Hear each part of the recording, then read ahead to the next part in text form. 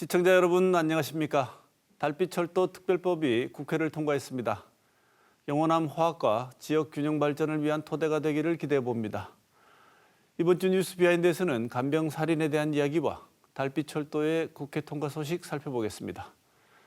그리고 토크와이드 코너에서는 김석주 대구대 사회복지학과 교수로부터 반복되는 간병 살인의 원인과 필요한 대책은 무엇인지 들어보겠습니다.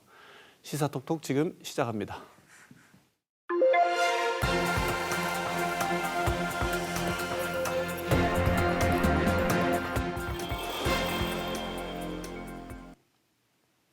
뉴스 비하인드 이번 주는 간병 살인에 대한 이야기와 달빛철도의 국회 통과 소식 한번 살펴보겠습니다. 조정훈 오마이뉴스 기자 나와 있습니다. 어서 오십시오. 안녕하십니까. 이태우 대구문화방송 기자 나와 있습니다. 어서 오십시오. 안녕하십니까. 자, 간병 살인 우리가 이야기 나누기에도 참 가슴이 먹먹해지는 이야기인데요.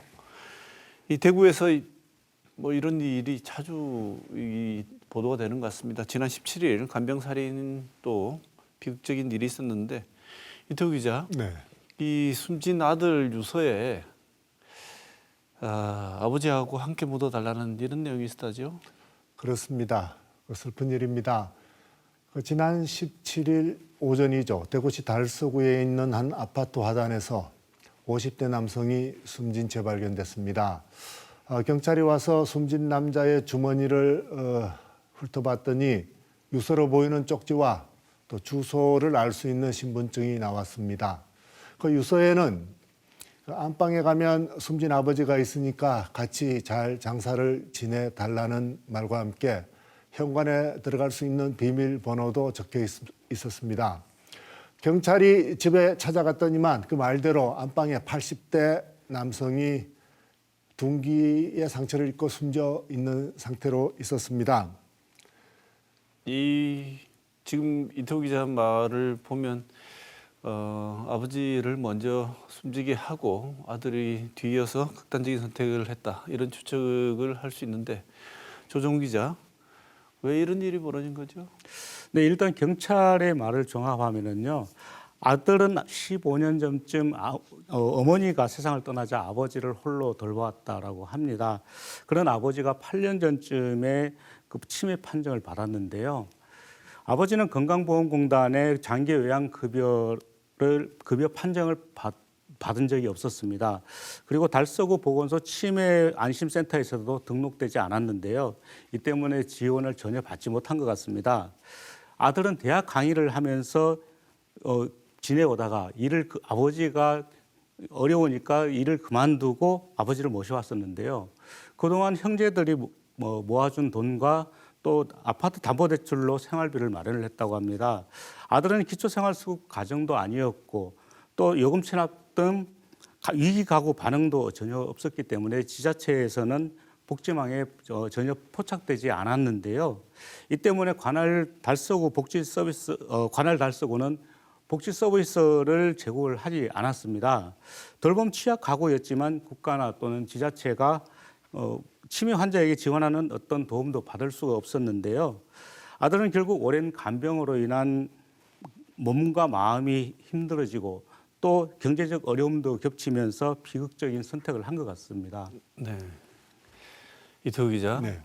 지난해였죠. 이번에 이 경우와는 약간 상황이 반대라면 반대인 것 같은데 1급 뇌병변 장애를 가지고 있던 아들을 오랜 시간 간호해 오던 간병해 오던 60대 아버지가 아들을 흉기로 살해하고 스스로 목숨을 끊으려고 했던 일이 있었지 않습니까? 그렇습니다. 그런 일이 있었죠. 그 사건 이후에 경찰과 검찰이 이 60대 아버지를 수사했습니다. 그래서 대구지검은 지난 5일이죠. 이 60대 아버지를 아들을 살해한 혐의로 구속 기소했습니다. 방금 말씀하셨듯이 지난해 10월 집에서 자기 아들을 흉기로 찔러 숨지게 한 것입니다. 범행 직후에 그 아버지는 자기도 스스로 목숨을 끊으려고 했었지만 그 부인이 바깥에 나갔다가 들어오면서 발견해서 가까스로 생명은 구할 수 있었습니다.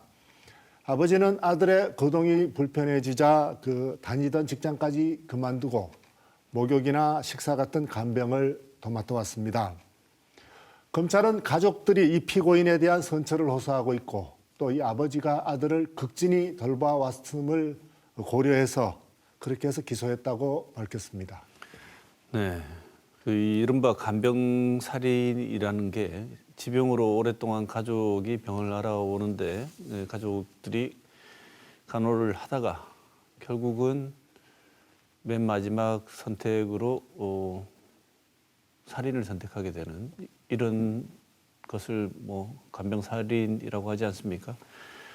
이런 것은 한두 건이 아니고 자꾸 발생하는 사회적 문제가 되고 있는데 조정 기자, 네. 정부나 지자체가 좀 급하게 수단을 좀 강구해야 되는 거 아닙니까?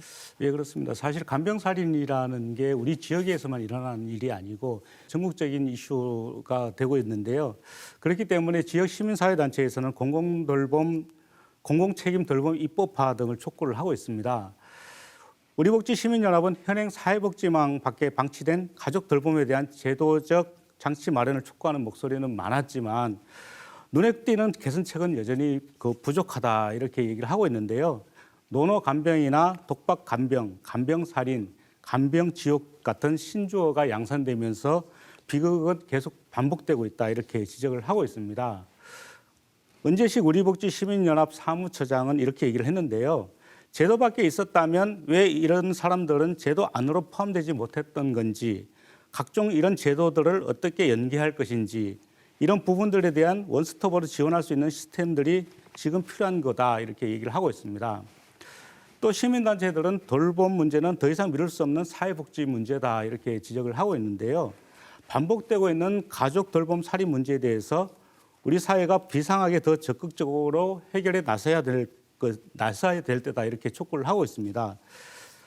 또 국민건강보험 간병급여 도입이라든지 중증 장애인에게 필요한 만큼의 활동 지원 서비스 제공 그리고 보편적이면서도 특성에 맞는 맞춤형 공공책임 돌봄 시스템 로드맵을 하루빨리 설계하고 구축을 해야 된다 이렇게 얘기를 하고 있습니다. 이뿐만 아니라 그 장애인 단체인데요. 전국 장애인 부모연대 대구 지부 그리고 함께하는 장애인 부모회도 여전히 비판적인 목소리를 높이고 있는데요. 매년 여러 차례 벌어지는 장애인과 그 가족들의 비극적인 죽음은 끝없이 반복되고 있다 이렇게 얘기를 하고 있습니다. 그러면서 지역사회 내에서 제대로 된 지원 서비스가 제공되지 않는 대구에서는 특히 중증 장애인과 그 가족은 차라리 죽음을 선택하는 것이 삶을 선택하는 것보다 오히려 더 쉬운 일일 줄도 모른다 이렇게 비판을 했습니다. 장애인 부모에는 특히 대구시는 더 이상 장애인 부모 뒤에 숨지 말아달라 이렇게 얘기를 하고 있는데요.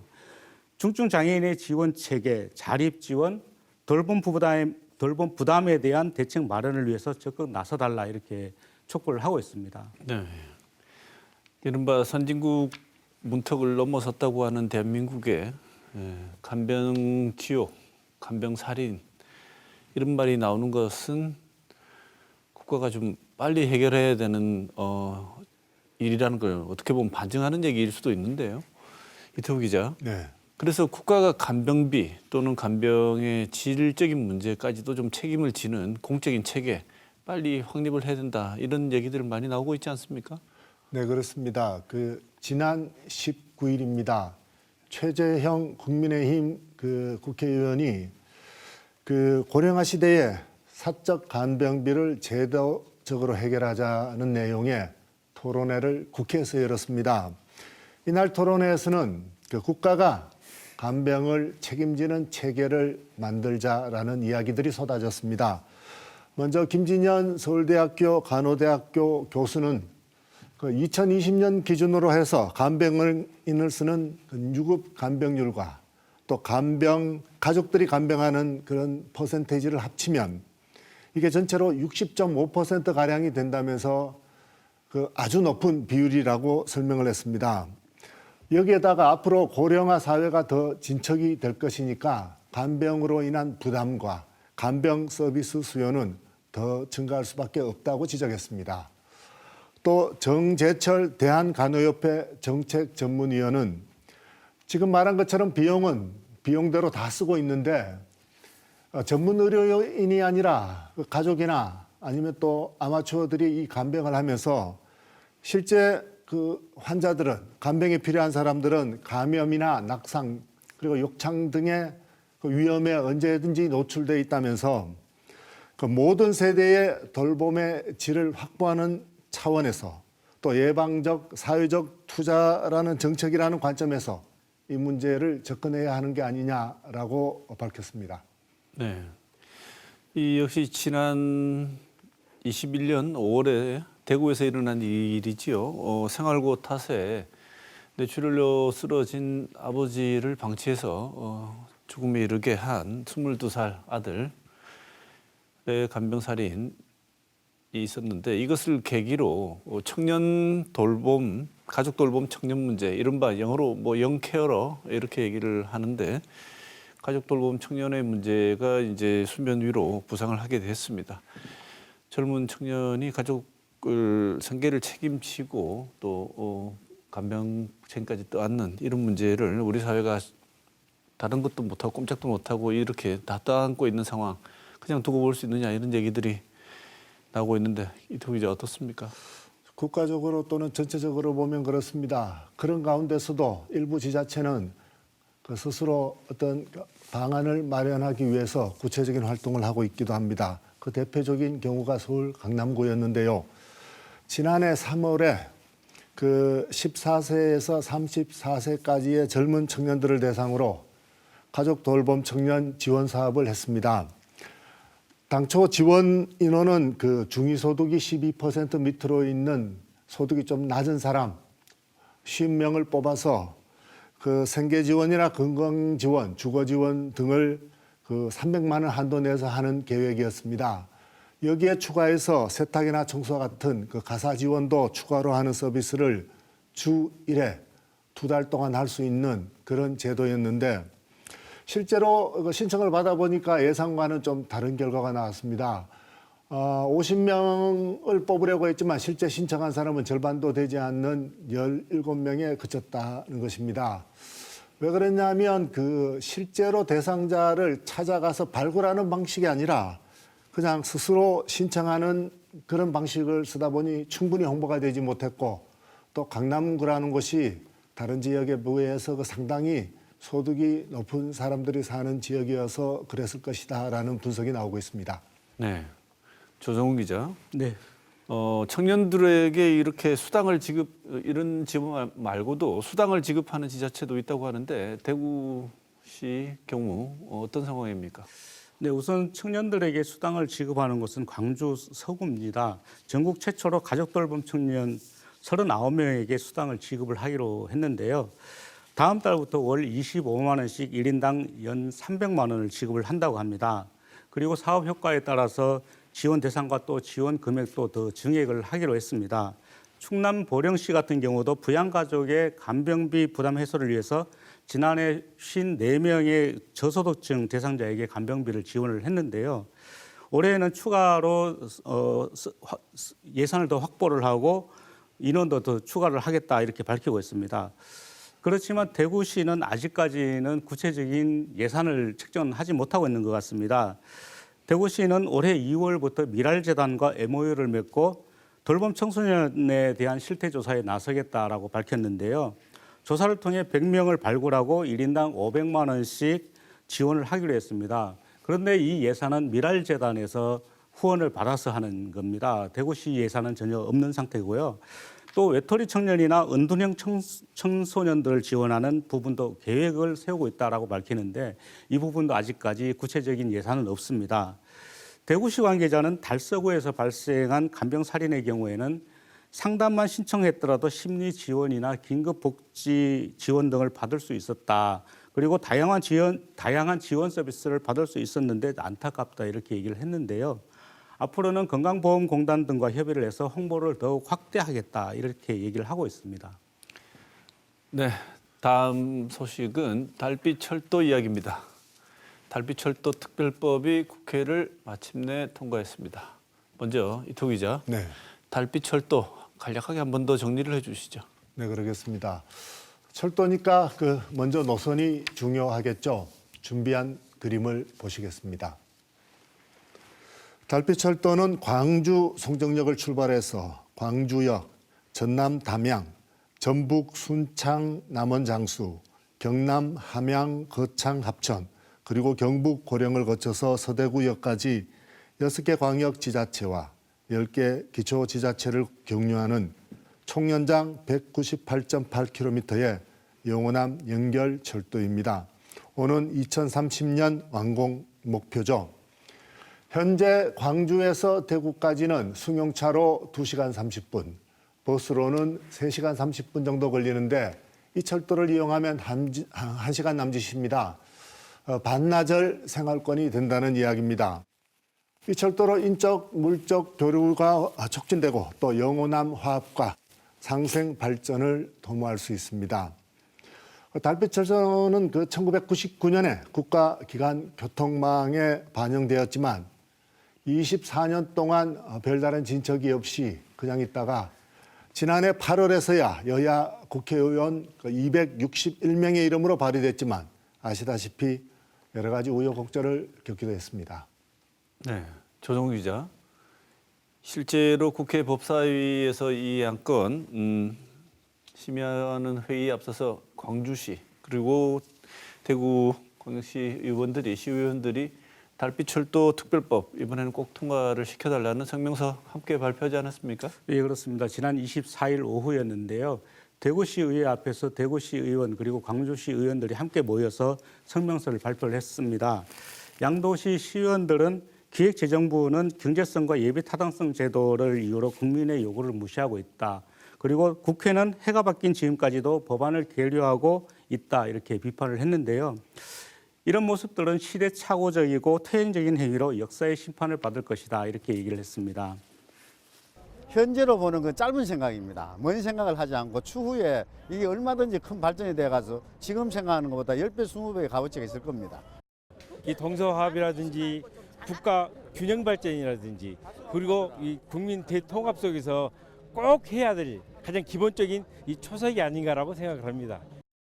네, 양도시 시의원들은 달빛철도는 영호남 이내 오랜 수원인 지역 간 화합을 이루고 대구와 광주를 동서로 이어서 지방 소멸을 극복할 수 있는 현실적 대안이다 이렇게 강조를 했는데요.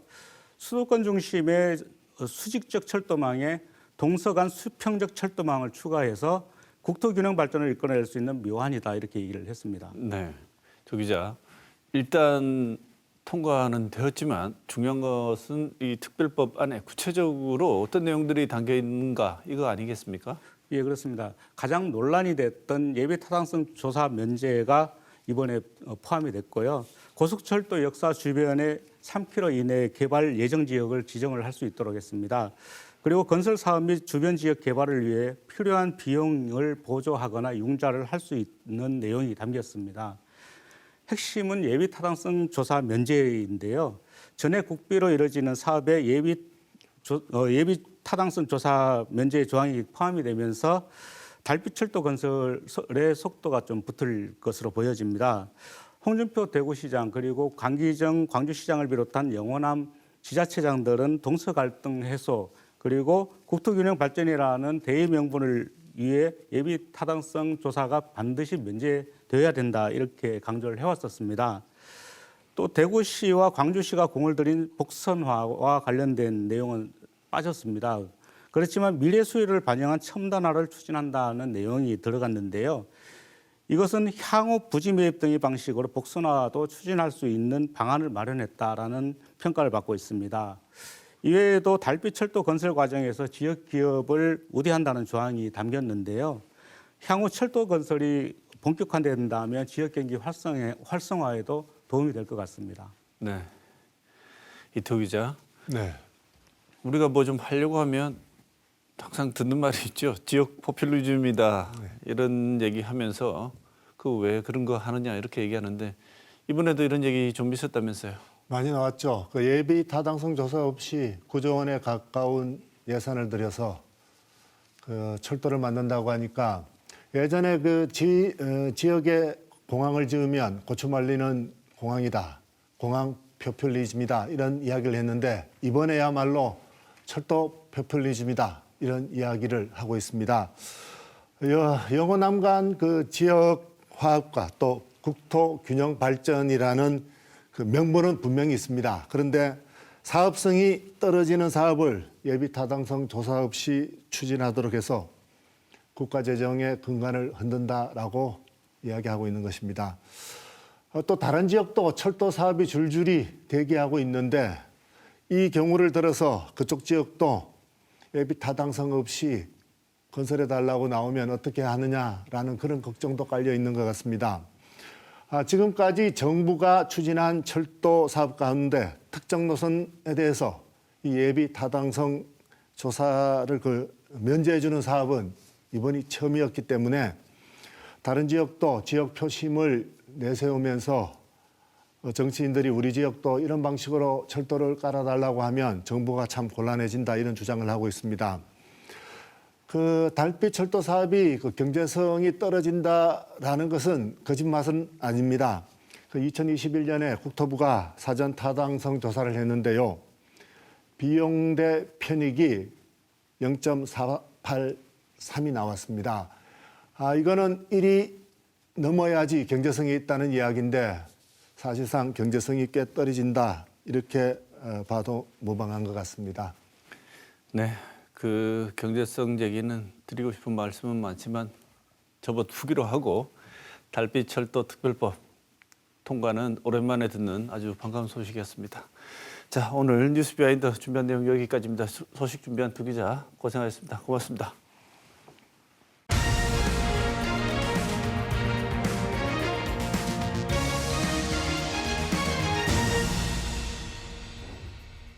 지난 17일 대구에서 치매를 앓던 아버지를 8년간 홀로 모셔오던 아들이 아버지를 숨지게 하고 스스로 목숨을 끊는 일이 벌어졌습니다.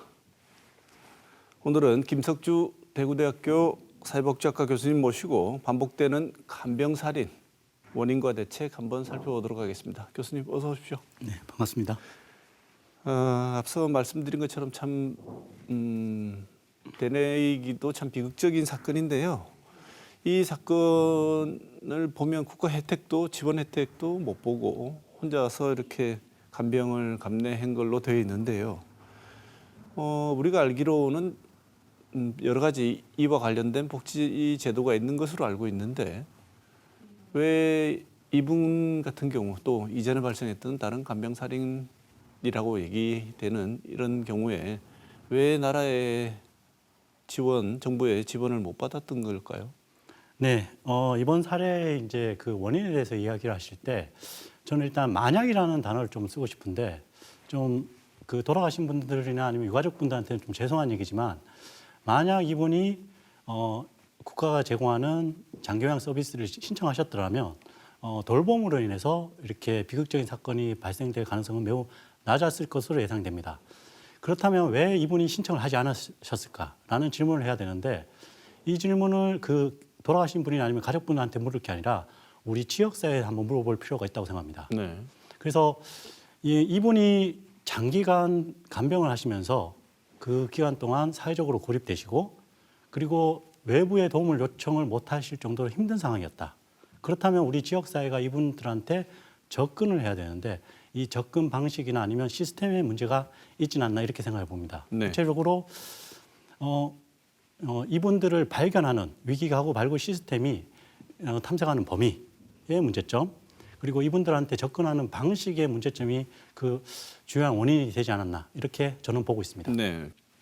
이 간병살인이라고 말하는 이런 사례들 어떤 것들이 있었고 이런 사례들이 시사하는 점은 무엇이라고 생각하십니까?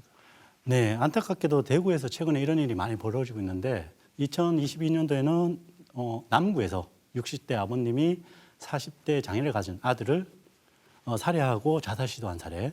그다음에 2021년에는 수성구에서 20대 청년이 50대 아버님의 간병을 포기해서 돌아가시게 만든 사례도 있습니다. 뭐 언론에서는 가족 돌봄 청년 사례로 많이 얘기가 되고 있습니다. 이런 사건들이 이제 많은 시사점이 있는데 우선 이런 문제가 발생되는 양상에 대한 시사점을 보면 일단 이 돌봄 문제가 대상자, 당사자에서 가족으로 확대되고 있다. 그리고 이 돌봄 문제가 단순히 순간의 문제가 아니라 장기적으로 나타나고 있다. 그리고 이 돌봄의 문제가 단순히 돌봄에서 끝나는 게 아니라 그 관계가 된 사람들, 가족분들의 다양한 문제, 소득이나 뭐 직업이나 관계, 심리적인 문제까지도 복합적으로 나타나고 있다. 그리고 이런 돌봄의 문제가 심각하게 되면 이런 비극적인 사례와 같은 사회적 고립으로 연결이 된다. 이런 양상으로 나타나고 있습니다. 그다음에 한 가지 제도적으로도 좀 시사하는 점이 있는데요. 기존에 우리나라 사회복지제도가 소득보장 중심이었는데 이제 소득보장 중심의 제도에서 돌봄 중심으로 변화해야 된다. 그리고 또 제도가 이용자, 그 대상자를 집중하고 있는데 대상자뿐만 아니라 가족을 포함한 복지 제도도 좀 변환이 필요하다.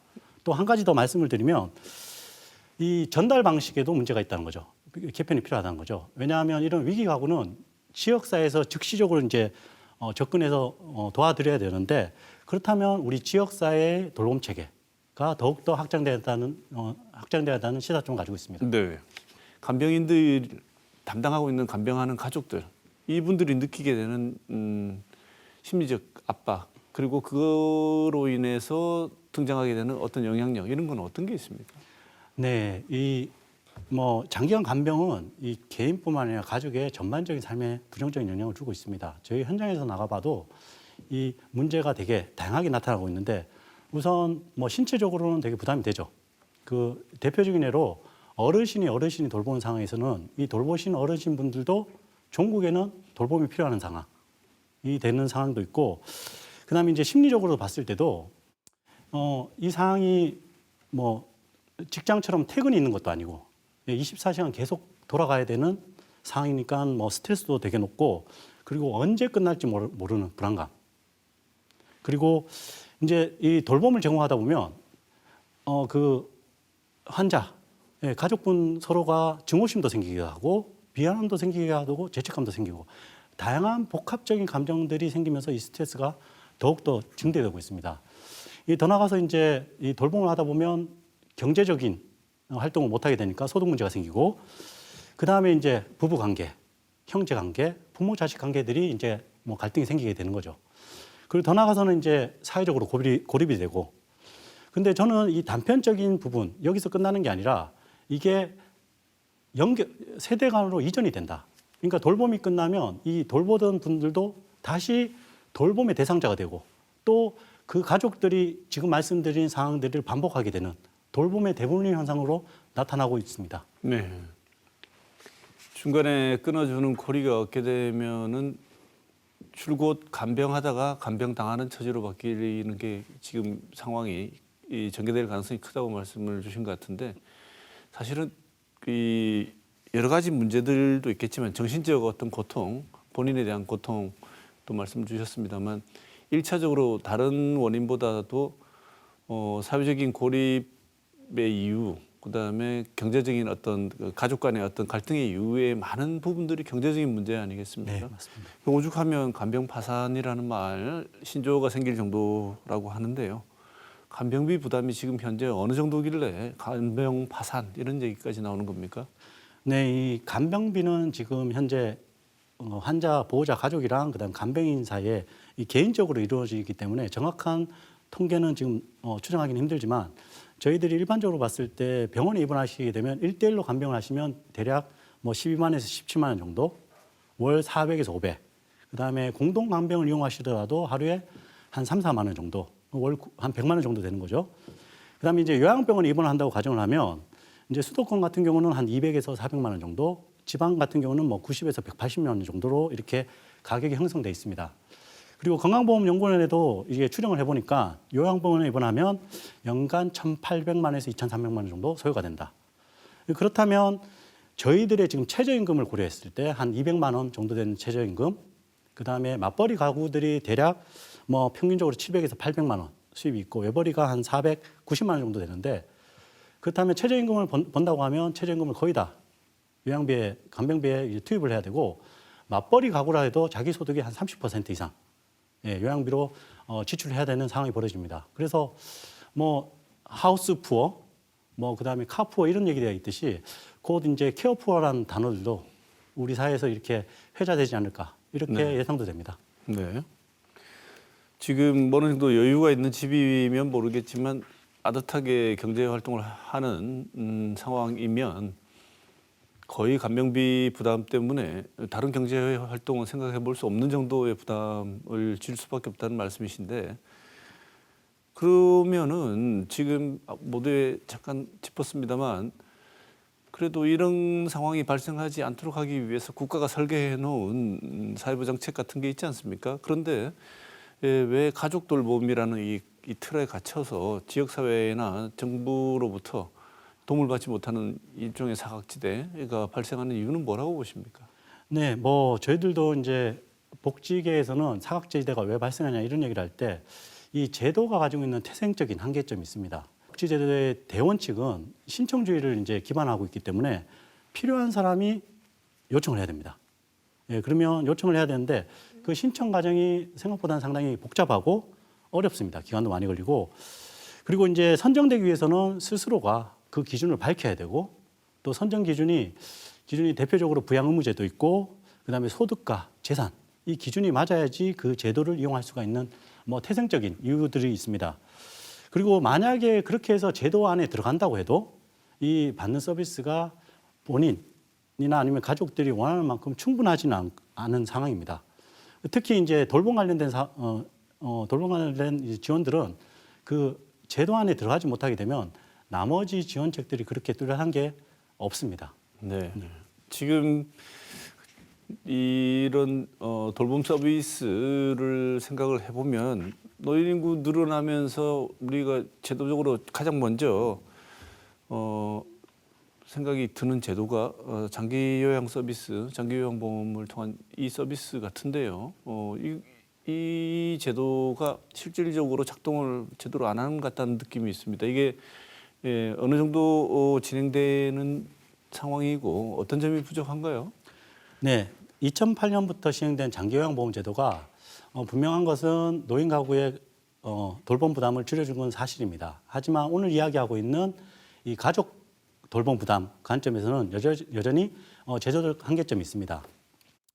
예를 들면 이제 장기요양보험 서비스를 통해서 이제 자택에서 이용할 경우에 여전히 가족 부담이 존재하고 있는데 맞벌이 부부 같은 경우 이제 보호자를 집에서 모실 때 우리가 알고 있는 주간보호센터를 이용하게 되는데 이 보호자들이 일을 마치고 오셔가지고 야간이나 주말에도 여전히 가족 돌봄 부담이 있습니다. 그리고 집으로 직접 요양보호사가 오는 방문 요양 서비스를 이용할 때도 그 시간이 하루에 평균 서너 시간 정도 되는데 그 시간 외에는 여전히 가족 부담이 존재하고 있습니다. 그런데 이제 만약에 보호자가 위급한 상황, 예를 들면 수술이나 입원, 질병이 발생할 경우에는 이 돌보시는 분의 돌봄 공백도 생기고 또 보호자 또한 돌봄이 필요한 이중적인 상황들이 생기고 있습니다. 그래서 이제 장기요양보험 제도가 이제 문제가 자택에서 이용할 경우 이제 한계점이 뭐냐면 장기요양보험 제도가 주로 이 이용자의 건강 상태에 따라서 서비스가 결정이 됩니다. 그러니까 가족의 수준, 돌봄 능력 혹은 나이, 연령, 뭐 건강 같은 거를 고려해서 서비스가 제공되지 않기 때문에 여전히 가족 돌봄 공백이 발생하고 있습니다. 네. 지금 예를 들자면 어떤 분이 장기요양보험에 가입이 돼 있으시고 보험료를 납부하신 분이 실질적으로 요양을 필요로 할 때 약간의 도움 정도는 될 수 있을지 몰라도 지금 우리 오늘 주제인 가족 돌봄의 부담에 관해서는 실질적이고 그다음에 유사시에 정말 필요한 상황에서 구체적인 도움을 받을 수 있는 걸 완벽하게 해결해 주지는 않고 교수님 말씀 듣자면 약간 도와주는 정도, 구체적인 해결책은 물론 안 되고 약간의 도움 정도밖에 안 되는 것 같은데 이 교수님 평가하시기에 장기요양보험이 지금 노인 인구 증가 상황에서 가족 간병에 대한 대책 혹은 준비 회의로 어느 정도 효과가 있다고 보십니까? 저는 그래도 상당히 큰 부분은 해결을 해주고 있는데 이제 어떤 상황에 따라 가지고 공백이 발생했을 때 보충해주는 이런 지역사회 돌봄 체계가 없다는 게 그게 문제라고 생각합니다. 그래서 장기요양보험 자체로는 뭐 이 가족분들한테 도움이 되는 거는 뭐 명백한 사실이라고 네. 보고 있습니다. 예. 큰 틀에서는 장기요양보험이 틀을 잡아준다고 하더라도 비어있는 공백 부분은 지자체라든가 다른 영역에서 채워줘야 한다는 말씀이신데 간병살인 이런 말 벌어질 때마다 이런 일이 벌어질 때마다 항상 하는 얘기가 위기 가구를 선제적으로 발굴해서 또 다시 이런 뭐 가슴 아픈 일이 벌어지지 않도록 해야 된다 이런 얘기를 많이 하고 있습니다. 그래서 제도 개선 요구도 많았고요. 근데 잘 안 돼요. 교수님 보시기에 왜 이게 개선이 되지 않을까요? 네, 그 2014년 그 저희들이 잘 알고 있는 송파 세모녀 사건 이후로 그 위기 가구 발굴이라는 용어는 이런 복지 제도에서 가장 키워드가 됐습니다. 그래서 모든 복지 계획들이 이런 위기 가구 발굴 제도를 위해서 노력을 하고 있는데 저는 이게 발굴 문제가 아니라 발굴 이후의 문제라고 생각합니다. 지난 10년간 그래도 상대적으로 발굴 시스템이 되게 발전해왔고 그런 성과들이 있었는데 이 발굴하고 나서 지원하는 시스템이 없다는 거죠. 그렇기 때문에 위기 발굴 시스템이 제대로 작동하지 못하는 가장 근본적인 이유로 보고 있습니다. 네. 열심히 해서 발굴을 하자고 해서 찾아내고 누가 위기 상황인지는 아는데 발굴하면 뭐 합니까?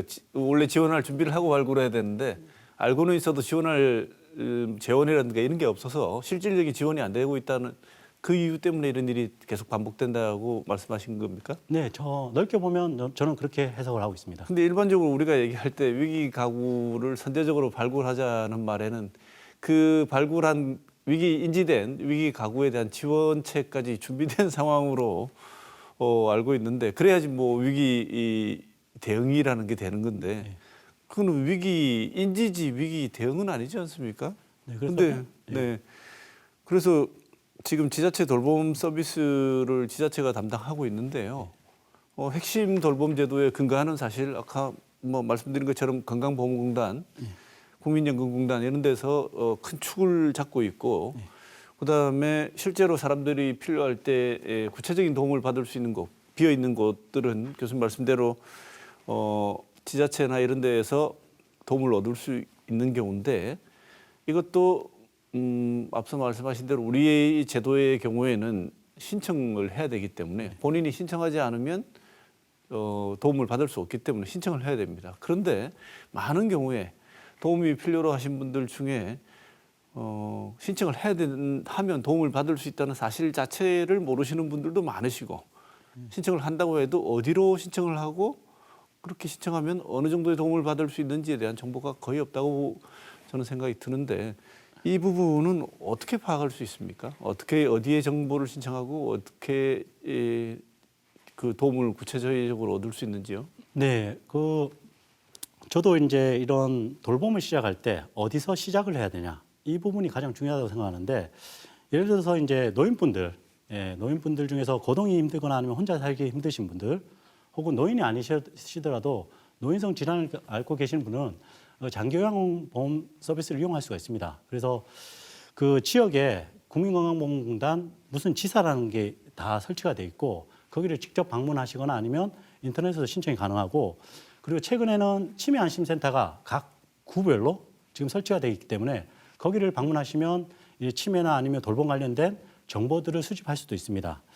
그리고 이제 그 외에 이제 돌봄 서비스가 필요하다고 하면 그 행정복지센터 예전에 이제 동사무소죠. 거기 가시면 맞춤형 복지팀이 있는데 거기 담당 공무원이 계시니까 그분을 만나시면 되고 아니면 지역사회에 있는 복지관에 그런 정보를 제공하는 사회복지사분도 계십니다. 그리고 이제 끝으로 최근 이런 위기 발굴 때문에 저희 지역사회에서 봉사하시는 통장님이나 뭐 이장님들도 복지 관련된 교육들을 많이 받고 계셔가지고 이에 대한 관련된 지식들이 있습니다. 그래서 가까이 계시는 뭐 통장님, 이장님들한테 여쭤보는 것도 이 출발점이 될 수 있다고 저는 보고 있습니다. 네. 그런데 이제부터 짚어볼 건 실제로 이제 지원을 요청하면 지원이 잘 돼야 되는데요. 위기 가정을 발굴만 하고 지원은 안 된다고 좀 전에 그런 경우도 많다고 말씀을 주셨는데 정부는 이런 일이 발생하면 그냥 직접 지원 당사자에게 직접 지원하는 거 말고 병원을 통해서 간병비 지원을 하겠다.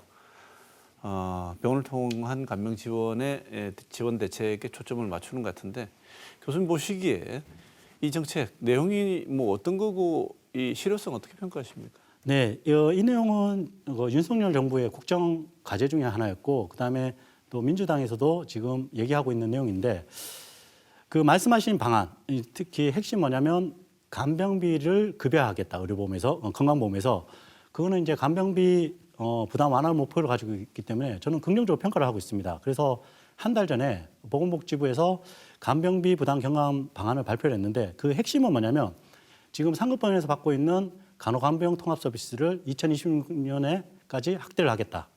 그다음에 요양병원의 간병비가 이제 급여화가 안 되고 있는데 요양병원 간병비를 급여화하겠다. 그래서 올해 7월부터 시범 사업을 해서 2027년에 전국으로 확대하겠다. 그리고 지역사회의 모든 시군구에 2027년까지 재택의료센터를 설치하겠다. 이런 계획들입니다. 그래서 제도의 방향성 그리고 현재 지금 가족 간병의 부담을 고려했을 때는 좀 심각성 고려했을 때는 시행 속도가 좀 더 빨라져야 된다. 앞으로 한 3, 4년을 기다려야 되니까요. 그리고 이제 시범 사업으로 이렇게 시작을 하지만 그 양이 좀 상대적으로 적다. 좀 넓게 시작하는 게 좀 필요하다고 생각합니다. 그리고 이렇게 이용자들을 봤을 때는 요양병원, 상급병원, 그다음에 요양원, 그다음에 주간보, 방문요양 다양한 돌봄 시스템이 있는데 이런 시스템들이 서로 연결될 수 있도록 유기적으로 연결될 수 있도록 통합을 노력하는 시스템도 그 방향성에 포함이 돼야 되는 것 같습니다. 네. 지금 말씀 주신 내용 이외, 즉 다시 말하면 간병비를 병원을 통한 지원 이외에 구체적인 지역사회에서의 어떤 지원이 또 필요할 것 같은데요. 우리 지역사회에서 돌봄 역량에 집중해야 되는 부분, 어떤 부분이고 그다음에 그런 지원 상황, 우리 지역의 지원 상황 어떻게 평가하십니까? 네, 저도 오늘 말씀드려야 될 부분 중에서 가장 중요한 부분이라고 생각하는데 일단은 이제 지역사회 역량이 어떻게 발휘가 되냐면 중앙정부에서 만든 제도가 이용자들이 이용할 때 걸리는 시간, 네, 그다음에 중앙정부에서 만든 복지제도가 부족한 부분을 이 지자체가 메꿔줘야 되는데 우리 지역사회도 미미하게나마 그걸 채울 수 있는 사업들이나 서비스들이 있습니다. 예를 들면 틈새 돌봄이든 아니면 가사간병 지원 사업들 이런 사업들이 있는데 이 사업들의 서비스 양이 너무 적다. 그리고 그 사업에 투입되는 인력들이 너무 적다. 그래서 현장에서 일하시는 담당자분들도 더 지원을 하고 싶지만 예산 부족, 그다음 인력 부족으로 그런 한계들을 가지고 있습니다. 그래서 이런 지역사회 역량을 늘리기 위해서는 이런 예산이나 아니면 인력 지원이 필요할 것으로 지금 판단하고 있습니다. 네. 지금 항상 이런 문제 짚을 때마다 나오는 얘기가 예산 부족, 인력 부족 얘기인데요. 그래서 역으로 생각하면 간병비를 급여화하겠다는 정책, 공약이기도 하고 이 정책을 구체적으로 시범사업 끝나고 난 뒤에 진행하겠다고 하는데 첫 번째 짚어볼 내용은 지금 설계되어 있는 내용대로 지원이 이루어지게 되면 받는 분들에게 실질적으로 어느 정도 도움이 되는지 그리고 두 번째는 교수님 보시기에 이 정도 지원을 하기 위해서 재원이 제대로 마련이 되어 있다고 보시는지 두 가지 질문하고 싶습니다. 네, 이 간병비 급여화 이슈는 아마 재정 분야의 전문가들이 말씀을 드려야 되는데 일단은 만약에 지금 예측한 대로 이제 간병비 급여화가 이루어진다고 하면 지금 저희들이 의료보험을 통해서 내고 있는 의료비랑 적용 방식이 똑같습니다. 네, 공단에서 80%를 지원하고 개인이 20%를 부담하는 형태. 그러니까 간병비의 부담이 80%가 줄어들겠죠. 그래서 뭐 추정을 할 때 요양병원 기준으로 봤을 때 지금 1,800에서 2,300만 원이 드는데 이게 만약에 적용이 된다면 본인 부담이 한 380에서 많게는 800만까지 줄어들 수 있다. 이렇게 예측을 하고 있습니다. 그렇지만 이제 재정 문제인데 이 재정을 소요되는 재정을 추정하는 방식이나 아니면 기간에 따라서 이해관계자에 따라서 달라지는데 많게는 뭐 9조, 뭐 적게는 2조로 이렇게 추정을 하고 있습니다. 그렇다면 이 재정을 어떻게 마련할까 이런 부분인데 건강보험 재정이 약 100조 정도 됩니다. 100조에서 한 9조 정도. 근데 9조도 어떻게 보면 본인 부담금 20%를 빼면 한 7조 정도 되는데 이 7조를 마련해야 되는데 일단은 국고 지원이 있습니다. 건강보험 재정에 대한 국고 지원. 그다음에 요양병원이랑 지금 요양원, 장기요양원에서 이용하는 분들이 겹치는 부분이 있습니다. 그러면 그런 부분들을 잘 효율적으로 이용한다면 뭐 재정적으로는 한번 시도할 수 있다고 저는 보고 있습니다. 네. 지금 우리 상황이 이 사업은 하면 좋고 안 해도 그만인 사업이 아니지 않습니까? 네. 이 사업을 안 하게 되면 교수님 말씀하신 대로 이 간병 당하는 당사자와 간병인 1인의 문제가 아니고 가족이 붕괴될 수도 있는 상황이 계속 벌어지고 있다는 말씀을 앞서 하셨기 때문에 전체 가족의 건강함을 유지하기 위해서라도 이 제도는 좀 더 심각하게 고민을 해야 되는데 이런 제도적인 보안 방어막의 외부에 계신 분들이 궁극적으로 벌이는 잘못된 선택은 이 이른바 말하는 간병살인이라는 비극적인 일입니다. 그래서 이런 사각지대를 해소하기 위해서 정부 지자체 좀 더 각별한 노력을 기울여야 할 것 같은데 교수님 보시기에 이 지점부터 빨리 그다음에 좀 중요하게 짚고 꼭 준비를 해야 된다 생각되시는 부분이 있으면 그 부분 말씀 듣는 것으로 오늘 순서를 마쳐야 될 것 같습니다.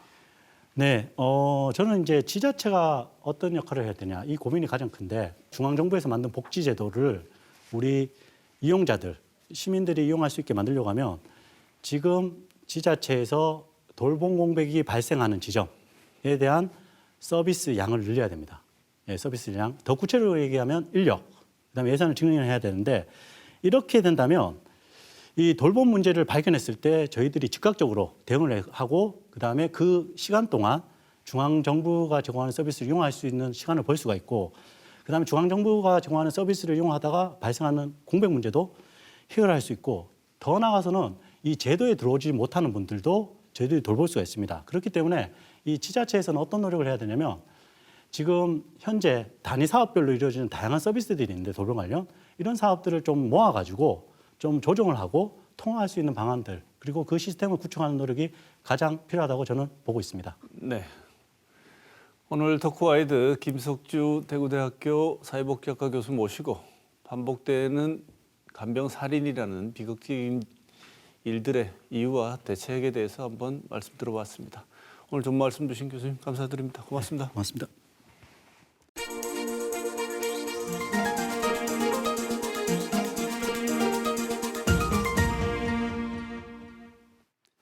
이준석 개혁신당 대표가 65세 이상에게 제공되는 지하철 무상이용 혜택을 폐지하고 다른 지원책을 강구하겠다는 공약을 발표했습니다. 표가 떨어질 수도 있고 논쟁적일 수도 있지만 대한민국에 꼭 필요한 변화라고 말했습니다. 대한노인회에서는 폐륜정당이라며 격한 반발을 보였습니다. 어느 방향이 맞는지는 논의가 더 필요해 보이지만 분명한 사실은 고령화를 넘어 초고령화 사회로 진입하는 대한민국의 근본적인 복지정책의 변화를 시급히 논의해야 한다는 상징처럼 보였습니다. 무임승차 비용은 눈에 띄게 증가하는 노인 간병 비용과 같은 일에 비하면 어려운 것처럼 보이지도 않는 일입니다. 오랜 간병을 두고 오죽하면 죽어야 끝나는 전쟁이라고 하겠습니까? 가족 구성원들에게만 이 짐을 미룰 수 없기에 국가의 복지 정책에 대한 고민과 수정은 시급해 보입니다. 우리를 지켜주던 울타리였던 가족이 우리를 가두는 창살이 되지 않도록 하는 정책이 필요합니다. 그래야 다음 세대는 가족을 만드는 데 주저하지 않을 것입니다. 그런데 무임승차 논란을 두고 표 계산에 바쁜 정치권을 보면 너무 속 편한 사람들 아닌가 하는 걱정을 지울 수가 없습니다. 이번 주 시사톡톡 여기서 마치겠습니다.